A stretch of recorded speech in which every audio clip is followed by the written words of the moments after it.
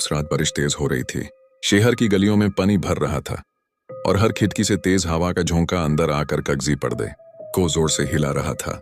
रमशा अपनी पुरानी हवेली की खिड़की के पास खड़ी थी, हाथ में पुरानी जहरीली हुई लंप। उसके सामने पुराना कागजी दरवाजा था जो कब से बंद था।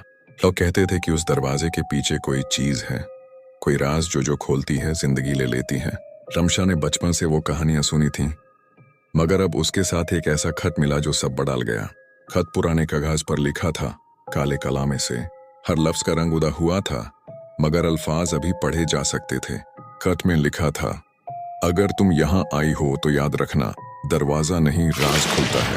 रमशा का दिल तेज धड़कने लगा और उसका होश मुठ होते हुआ लगा, पर एक अजीब खिंचाव ने उसे रोक लिया, जैसे कोई ताकत उससे कह रही हो, जा और सच को देख। उसने रोशनी को और तेज किया, पर रोशनी तक पीछे नहीं थी, बस अंधेरा। और उस अंधेरे की छांव में उसकी आंखें उसकी भाई वाली तस्वीर की तरफ खींची जा रही थी, जैसे तस्वीर से उसकी रूह निकाल कर सामने खड़ी हो। रिकॉर्डर फिर बज उठा, इस बार पूरी आवाज नहीं सी, गर्म और खतरनाक। अब तुम भी हिस्सा हो चुकी हो, अब तुम हमेशा यहाँ रहोगी। उस वक्त विंडो के शीशे खुद टूट गए, आवाज का जोरदार झटका हुआ और हवा की आवाज के साथ कुछ और भी आवाज हुई, धूनी, खुरखुराहट, फटफाती पलकों का आवाज। रमशा ने डर से दिमाग कंपन शुरू किया। उसने भागना चाहा, पर फर्श जमीन नहीं, जैसे चलती हुई मिट्टी थी। उसके कदम फिसके जा रहे थे, पैर जिंदा नहीं हो रहे थे। बस एक रास्ते की रोशनी थी, वो कदीम दरवाजा जिससे वो आई थी। मगर जब उसने नजर उठाई तो वो दरवाजा जगह से गायब था।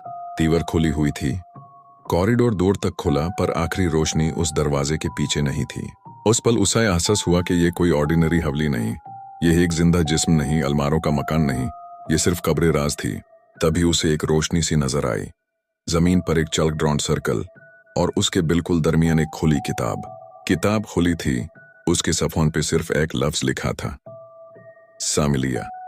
उसने सील को नाजुक तरीके से जरा हिलाया, जैसे किसी बन्नी हुई कैट को हिला रहे हों। रिकॉर्डर बटन दबाया, तुरंत एक घंटी की आवाज हुई और फिर पूरी हवेली में धुंधली सी आवाज गुजार रही थी, तुमने कभी नहीं सोचा कि तुम इस राज को खोल पाओगी, अब वक्फ है तुम्हारा। रमशा का होश उड़ गया, लंप गिर्दिश करने लगी, हवाएं तेज हो गई, दीवारें सुरसुर कर रही थी। साथ ही कमरे के कोने से हल्की रोशनी शुरू हुई। एक पुराना फोटो फ्रेम, पुराने येलोड पेपर्स और उनके साथ ही एक छोटा से कॉलम और ब्लैक इंक बॉटल खोली पड़ी थी। रोशनी फोटो फ्रेम तक पहुंची, उसमें एक तस्वीर थी, रमशा के भाई उसी कमरे की मंडी रोशनी में खड़ा। मगर जरा गौर किया तो पता चला कि तस्वीर के पीछे कोई छोटी सी खबर लिखी हुई थी,